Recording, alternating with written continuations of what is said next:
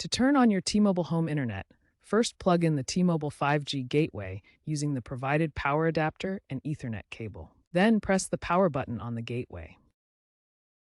The gateway's light will indicate its status. White means it's ready, and blue signifies a 5G connection. For optimal signal, place the gateway near a window or exterior wall. The device will automatically scan for the best available signal.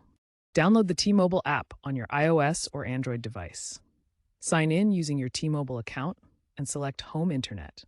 Follow the prompts to pair the gateway by scanning the QR code on the device.